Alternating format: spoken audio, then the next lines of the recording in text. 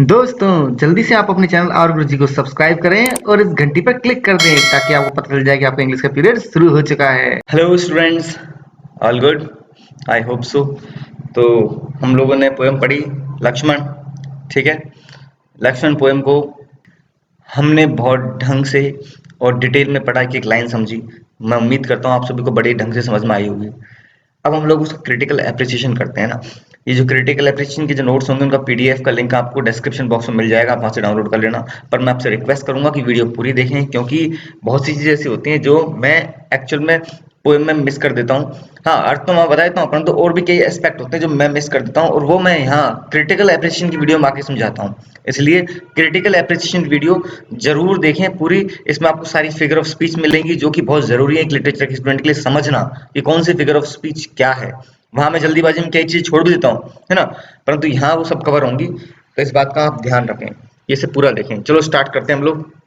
सबसे पहले critical appreciation में हम इंट्रोडक्शन लिखेंगे, थोड़ा सा पोएट का और थोड़ा सा पोएम का। लक्ष्मण उन पोएम्स में से है तुरुदत्त की जिसके ऊपर उसकी आइडेंटिटी स्टैंड करती है, मतलब जिसके लिए जाना जाता है। तुरुदत्त की जो कुछ पोएम जो बहुत पॉपुलर है ना, उनमें से एक लक्ष्मण है। बाकी हम लोग कैस्टलनेट ट्री के बारे में जानते हैं ना, लोटस है, ठीक है, तो उनमें एक लक्ष्मण भी ऐसी। तुरुदत्त उन पायनियर राइटर्स में से थी, उन स्टार्टिंग की राइटर्स में से थी जिन्होंने एंग्लो इंडियन पोइट्री की एक्चुअल में नींव रखी है ना, बेसिकली इंडिया में। ठीक है, जिनमें से एक अपने वो भी हैं, डेरोजियो, हेनरी डेरोजियो, जिनकी हमने पोएम पढ़ी थी। तो वो बहुत ही कम एज में 21 ईयर्स ऑफ एज में उनकी डेथ हो गई, और वो बहुत ब्यूटीफुल पोएम्स की लेगेसी भी छोड़ के गई हैं अपने, है ना, एक तरीके से। उन्होंने एक्चुअली इंडियन माइथोलॉजी की जो स्टोरीज है ना, उनको सुना था अपनी माँ के द्वारा, माँ के मुंह से सुना। बाद में उन्होंने खुद ने उस पर और अध्ययन किया, और फिर एक कलेक्शन निकाला पोएट्री का, है ना, इंडियन माइथोलॉजी पर। जिस कलेक्शन में से ये लक्ष्मण पोएम भी है, जिस कलेक्शन का नाम आपको पता है, ancient ballads and legends of Hindustan, 1882 में आया था उनकी डेथ के बाद में। इसमें ऐसी पोएम है सारी जो इंडियन मैथोलॉजी पर आधारित है, बेस्ड है। तो ये अपना इंट्रोडक्शन हो गया। सेंट्रल आइडिया देखो, पोएम वैसे देखा जाए तो एक इंपॉर्टेंट इंसिडेंट पर आधारित है, रामायण के। जब राम की आवाज सुनाई देती है सीता और लक्ष्मण को, और फिर सीता रिक्वेस्ट करती है, फिर फोर्स भी करती है लक्ष्मण को कि वो जाए और राम की हेल्प करे। तो जो ये लक्ष्मण को वो मना रही है ना, इसमें वो मनाते मनाते बहुत ही फाउल, बहुत ही गंदी लैंग्वेज इस तरह की इस्तेमाल करने लग जाती है इस पोएम के अंदर ना, और ब्लेम करती हैं। एक्चुअल में कई सारे चार्जेस लाती है लक्ष्मण के ऊपर कि भाई तुम यहाँ पे क्यों रुके हुए हो, अभी तक तुम क्यों नहीं गए। ठीक है, देखो अगर इस नोट्स में, सामने आपको जो नोट्स दिख रहे हैं, इसमें अगर कोई ग्रामेटिकल या लैंग्वेज मिस्टेक दिखे ना, तो उसको इग्नोर करना, क्योंकि जो नोट्स मैं शेयर करूंगा उसमें कोई मिस्टेक नहीं होगी। ठीक है, ये तो मैंने पढ़ाने के हिसाब से आपको सामने रखे हैं। हाँ, तो वो उन पे ब्लेम करती है, उस चार्जेस लगाती है, बहुत ही कई खराब चार्जेस लगाती है, और बहुत ही डिसकर्टियस, मतलब बोल सकते हैं ऐसी लैंग्वेज इस्तेमाल करती है कि लक्ष्मण को बड़ा हर्ट भी होता है। तो ये तो चलो एक सेंट्रल आइडिया था कि पोएम इस पे आधारित है ना, परंतु एक हिडन सेंट्रल आइडिया ये है पोएम का कि भाई एक औरत के डर को भी शो किया गया है जिसके हस्बैंड की लाइफ खतरे में है। क्योंकि ऐसा है कि अगर उसके हस्बैंड की डेथ हो जाती है तो फिर उसकी लाइफ अनसर्टेन हो जाएगी, जो कि इंडियन सोसाइटी में चलता है कि औरतों के अधिकार पर अक्सर, मतलब उनका हनन कर लिया जाता है, उनके राइट्स स्नैच किए जाते हैं, छीन लिए जाते हैं जब स्पेशली उनके हस्बैंड की डेथ हो जाती है। तो उनके साथ में बहुत सी समस्या होती है। उनको या तो उनके भाई के साथ में शादी कर दी जाती है, उनके हस्बैंड मतलब उनके खुद के देवर या फिर जेठ, किसी के साथ में भी शादी कर दी जाती है उनकी। ऐसा एंशिएंट टाइम में चलता था पहले। तो औरत हमेशा बहुत ही अनसर्टेन महसूस करती है ऐसी सिचुएशन में। तो एक वो चीज भी इसमें शो की गई है इस पोएम के द्वारा। सीता का जो डर है ना, वो शो किया गया है कि वो एक कॉमन औरत का डर है, एक कॉमन वुमेन का डर है वो, कि भाई किस तरीके से उसकी लाइफ अब आगे बढ़ेगी, क्या होगा उसकी लाइफ में अगर उसके हस्बैंड की डेथ हो जाती है। ठीक है, तो ये भी एक सेंट्रल आइडिया है इस पोएम का, एक सेंट्रल कॉन्सेप्ट है। थीम्स कौन सी है देखो, फियर्स ऑफ सीता, सीता का डर। मेन थीम तो ये है कि भाई किस तरह से एक्सप्रेशन, उसके डरों का एक्सप्रेशन दिया गया है पोएम के अंदर, खासतौर पर राम को लेके। ये बिल्कुल ही साफ साफ नोटिस किया गया है कि भाई लक्ष्मण तो अवेयर था कि राम की रियलिटी क्या है, उसकी पावर्स क्या है, पर सीता भूल गई, है ना। क्यों भूल गई? डर के मारे भूल गई, डर के अंडर में सीता भूल गई। एक तरफ तो हम देखते हैं सीता वो जो दिव्य सीता, देवी सीता, और एक तरफ एक कॉमन वुमन, एक साधारण औरत सीता। दो रूप दिखाई गए हैं रामायण में, है ना। एक तरफ तो वो जिसको राम की एग्जिस्टेंस, राम की रियलिटी का पता है, दूसरी वो जो डर के साए में आके राम की रियलिटी भूल गई है, और बेसिकली वो क्वेश्चन करने लगी है कि वो तो बहुत भयंकर खतरे में है, उनका क्या होगा, है ना। तो ये जो डर है ना सीता का, इसने उनकी लैंग्वेज को बहुत ही जंगली और गलत भी बना दिया लक्ष्मण के प्रति, जो हमने देख चुके हैं पोएम में, है ना, कि किस तरह की भाषा उन्होंने इस्तेमाल करी है, वो उनके डर की वजह से आई है सामने। एक कॉमन औरत की भाषा हो गई वो देवी सीता की भाषा नहीं है, ठीक है। फिर राइट्स ऑफ वुमेन, औरत के अधिकार, जो जस्ट मैंने बात करी सेंट्रल आइडिया में कि सीता कंसर्न्ड है अबाउट हर राइट्स, उसके अधिकारों को लेकर कंसर्न्ड है, क्योंकि जिस तरह से लक्ष्मण वहीं पर घूम रहा है, टाइम वेस्ट कर रहा है, वो जा नहीं रहा राम की हेल्प के लिए, तो शी ब्लेम्स ऑन लक्ष्मण, वो लक्ष्मण पे ब्लेम करती है कि तुम्हें अपने बड़े भाई की मृत्यु चाहिए, तुम चाहते हो कि वो मर जाए, है ना, ताकि तुम उनकी वाइफ को यानी कि मुझे ले सको, प्राप्त कर सको। पोएम इस बात को हाईलाइट करती है कि ये बहुत ही इंपॉर्टेंट थीम भी है कि किस तरह से औरत के अधिकार थ्रेट, अंडर थ्रेट, खतरे में आ जाते हैं जब उनके हस्बैंड की डेथ हो जाती है या फिर खतरे में हो तो उनकी लाइफ, किस तरह से औरत के अधिकार खतरे में आ जाते हैं।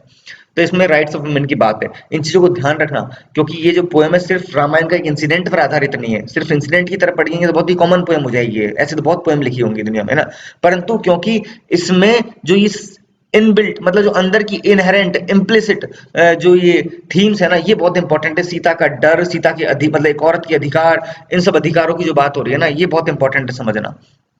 फिगर ऑफ स्पीच क्या क्या है ना, बहुत सारी फिगर ऑफ स्पीच है, एलिट्रेशन के कई सारे एग्जांपल हैं। एक देखो, इसमें बहुत सारे एग्जांपल्स मिलेंगे, जैसे he heeds not, hears not any word, इसमें रिपीटेशन ऑफ है, ही हीड्स हियर्स, इसमें ये है साउंड का रिपीटेशन है, कॉन्सोनेंट साउंड है। जब वर्ड के स्टार्टिंग में कॉन्सोनेंट साउंड आए तो उसे हम क्या मानते हैं, एलिटेशन मानते हैं। एक और एग्जांपल देखो एलिटेशन का, to deepen his resolve to dare all dangers, है ना, ड ड ड, तो यहाँ भी रिपीटेशन कॉन्सोनेंट साउंड का, ठीक है।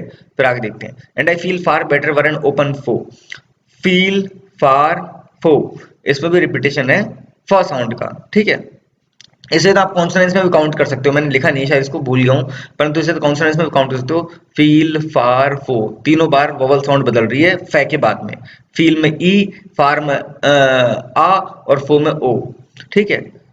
मतलब पहली साउंड कॉन्सोनेंट साउंड है ना फा, उसके तुरंत बाद जो वोवल साउंड आ रही है वो चेंज हो रही है तीनों में, फ के बाद में ई आ रहा है, फा के बाद में आ आ रहा है और फा के बाद में ओ आ रहा है, ठीक है। तो यहाँ ये कॉन्सोनेंट्स का एग्जांपल भी होगा इसके अंदर, है ना। और देखो और बहुत सारे एलिटेशन के एग्जांपल हैं, forth further, freely forgive, hero harm, heart his, respite और reprieve, balk the bird, balk the bird, then thy, life long loyalty, with a vain, इन सब में किसी में एफ है, एच है, आर है, बी है, द है, ल है, व है, ये सब कॉन्सोनेंट साउंड्स का रिपीटेशन हो रहा है, ये सब एलिटेशन के एग्जांपल्स हैं। और कॉन्सोनेंट्स स्पेशली स्पेशल कॉन्सोनेंट्स बहुत इस्तेमाल किया गया है, फोर फर्दर, फैम के बाद में तुरंत बाद वोवल साउंड बदल रही है, पहला कॉन्सोनेंट साउंड है पर उसके तुरंत बाद वोवल साउंड बदल रही है, फै के बाद में ओ है और फै के बाद में ए है, फोर फर्दर ओ। ऐसे ही फ्रीली फॉरगिव, फ्री ई और फॉरगिव ओ, हीरो हार्म है के बाद में ई और है के बाद में आ, है ना, हार्ट हिज है के बाद में ए और है के बाद में ई, है ना, देन दाई, दे के बाद में ए और देन के बाद में आ, देन डाई आई। तो ये एग्जांपल्स एलिटेशन के हैं, परंतु साथ में ये कॉन्सोनेंस भी है, क्योंकि फर्स्ट कॉन्सोनेंट साउंड के बाद में तुरंत जो वोवल साउंड आ रही है वो बदल रही है, समझ गए। असोनेंस, असोनेंस मतलब वोवल साउंड का रिपीटेशन कहीं पर भी हो, चाहे वर्ड के स्टार्टिंग में, बीच में, एंड में, कहीं भी, जैसे every enemy, a an arrow, तो दिखने में इनके तुरंत बाद में वोवल साउंड आ रही है ई और ए, परंतु बोलने में दोनों का अर्थ क्या निकल रहा है, बोलने में दोनों ही, एवरी एनिमी, एन एरो, दोनों में ए साउंड ही आ रही है, तो ए क्या है, वोवल साउंड है जिसका रिपीटेशन हो रहा है वर्ड के स्टार्टिंग में, चाहे वो बीच में हो चाहे एंड में हो, कहीं पर भी हो, वो असोनेंस कहलाता है अगर वोवल साउंड का रिपीटेशन हो रहा है तो। सिमिली, देखो एक बार तो है ना लक्ष्मण जो है ना वो क्वेश्चन करता है सीता से कि भाई मतलब तुमने बेसिकली राम जी को क्या समझ रखा है, क्या वो एक बच्चे हैं जो मतलब क्या वो बच्चों की तरह जो ये जो चिल्ला रहे हैं, आवाज कर रहे हैं कि फिर मुझे बचाओ लक्ष्मण मुझे बचाओ, क्या वो कोई बच्चे हैं कि जो ऐसे मदद मांगेंगे, मदद मांगेंगे। तो वो क्या बोलते हैं कि he like a child would shriek for aid, क्या वो बच्चे की तरह ऐसे चिल्ला चिल्ला के मदद मांगेंगे। तो यहाँ पर वो राम जी को कंपेयर किया गया बच्चे से, तो है ना लाइक ए चाइल्ड, बच्चे के जैसे। लाइक या एज शब्द का जब इस्तेमाल करके हम, लाइक या एज जैसे शब्द का इस्तेमाल करके हम जब किसी दो चीजों को कंपेयर करते हैं ना, चाहे दो व्यक्तियों, दो वस्तुओं, किसी भी दो डिसिमिलर चीजों को कंपेयर किया जाए, तो फिर हम बेसिकली कह सकते हैं कि वहां सिमिली है ना। अब क्योंकि यहाँ दो डिसिमिलर कैसे होगी, तो बच्चा होता है और राम जी तो गॉड है, अब गॉड और बच्चे को कंपेयर किया गया है ना, इसलिए यहाँ पर सिमिली हो गया है ना, ठीक है। एक और चीज, एक और एग्जांपल है सिमिली का, and torture me like poison words, poison swords, है ना। जब लक्ष्मण सीता जी को मतलब लास्ट में बोलता है कि मुझे कितना दुख हुआ आपके शब्दों से, आपके शब्द मुझे ऐसे टॉर्चर कर रहे हैं जैसे कि किसी जहरीली भरी तलवार मेरे अंदर डाल दी गई हो, मतलब मेरे ऊपर जहरीली तलवार से हमला किया गया हो। तो वो सीता के वर्ड्स को कंपेयर किया जा रहा है जहरीली तलवार से, लाइक पॉइजन स्वॉर्ड्स। तो अगेन सिमिली किसके जैसे, पॉइजन स्वॉर्ड्स के जैसे, शब्द और तलवार वैसे दो डिफरेंट चीजें हो गई। अब दो डिफरेंट चीजों में कैसे समानता ढूंढी गई है कि शब्द वैसे ही चुभ रहे हैं जैसे कि जहरीली तलवार चुभती है, तलवार चुभती है। तो ये हो गया सिमिली, लाइक शब्द का इस्तेमाल करके कंपेयर किया गया। ठीक है, मेटाफर, मेटाफर में लाइक और एज नहीं आते, डायरेक्ट जैसे ये डायरेक्ट कंपैरिजन है, इसमें इनडायरेक्ट कंपैरिजन होता है मेटाफर में। जैसे are you transform to blind dumb stone, क्या तुम बदल गए हो एक अंधे गूंगे पत्थर में। अब वो लक्ष्मण की तुलना किससे कर रही है, लक्ष्मण को कंपेयर किया गया है पत्थर से, स्टोन से, ब्लाइंड डम्ब स्टोन, पत्थर से तुलना की गई, मतलब गूंगे और अंधे पत्थर से। तो अब लक्ष्मण और पत्थर दो बिल्कुल डिफरेंट चीजें, कोई लक्ष्मण को पत्थर से कैसे कंपेयर करेगा, ऐसा लगेगा कितना अलग चीज है, दो कंपैरिजन कैसे हो सकता है, परंतु कंपैरिजन हुआ है।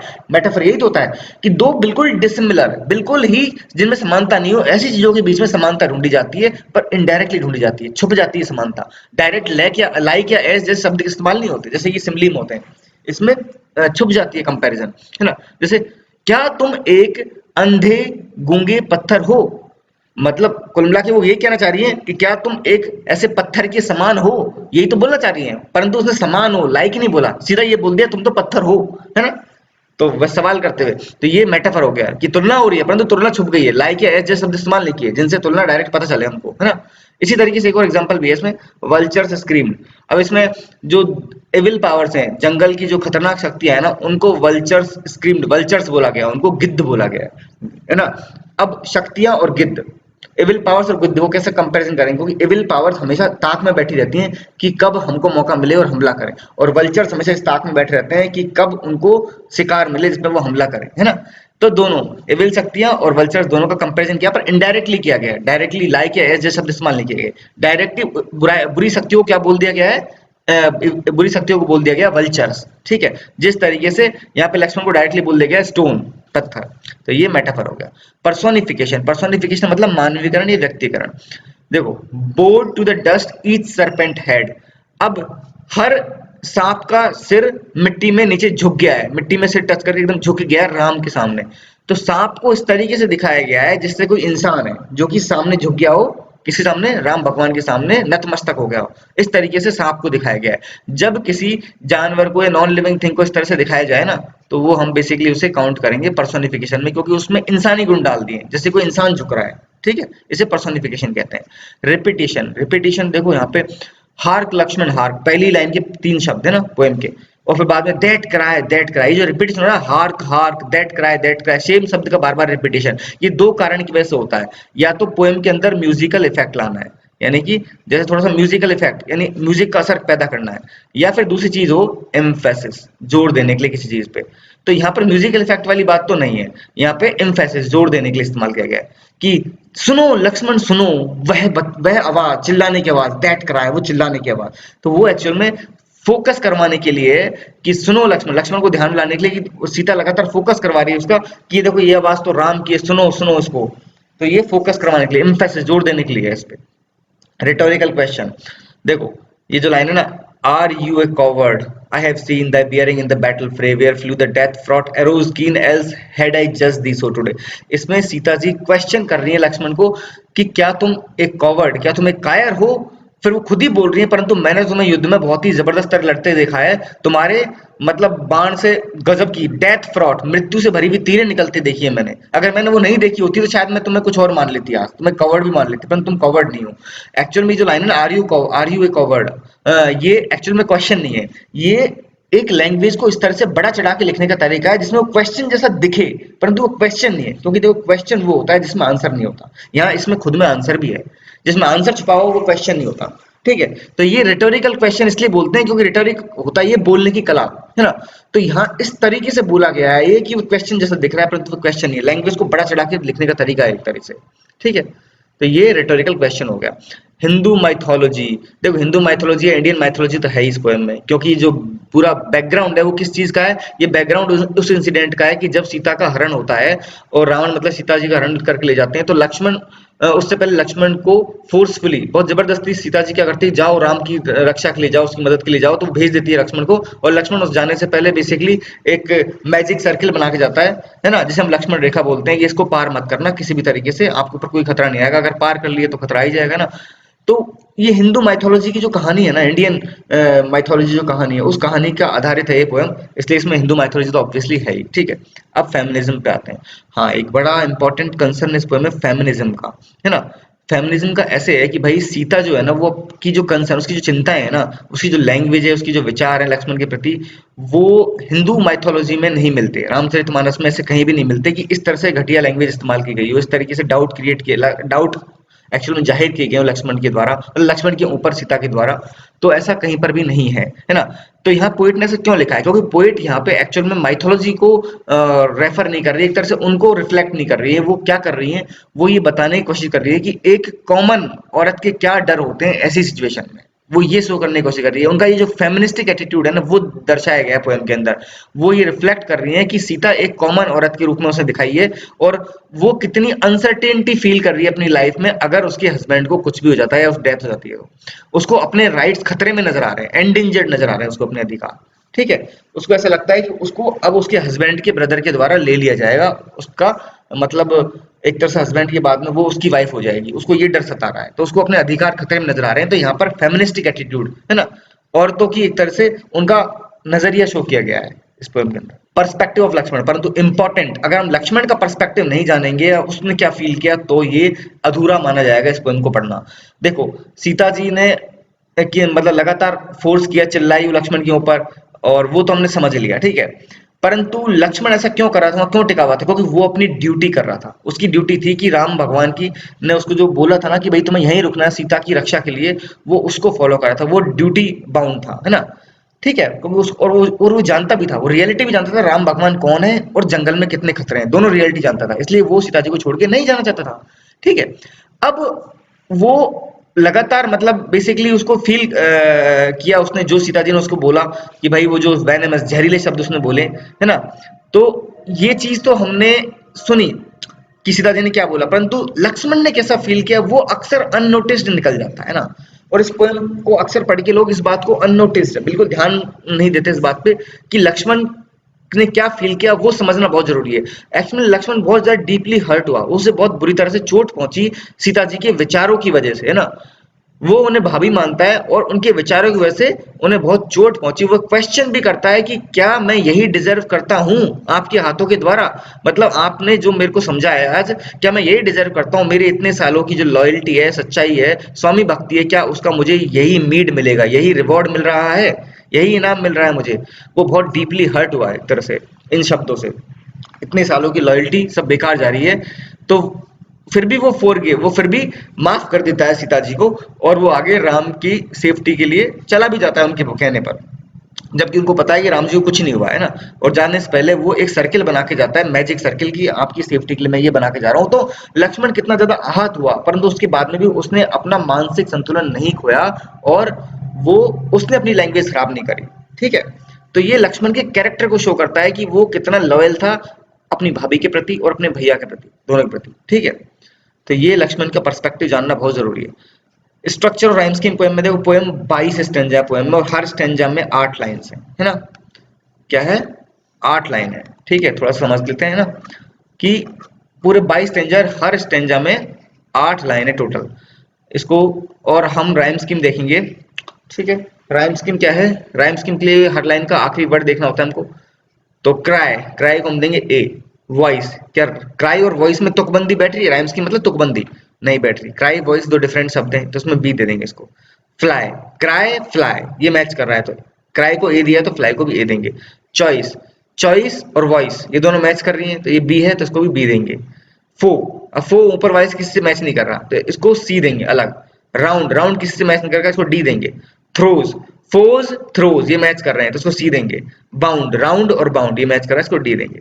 तो इसकी राइम स्कीम क्या हो गई, ए बी सी डी, ये राइम स्कीम है, और यही फॉलो हो रही है सारे स्टैंजाज में, समझ गए।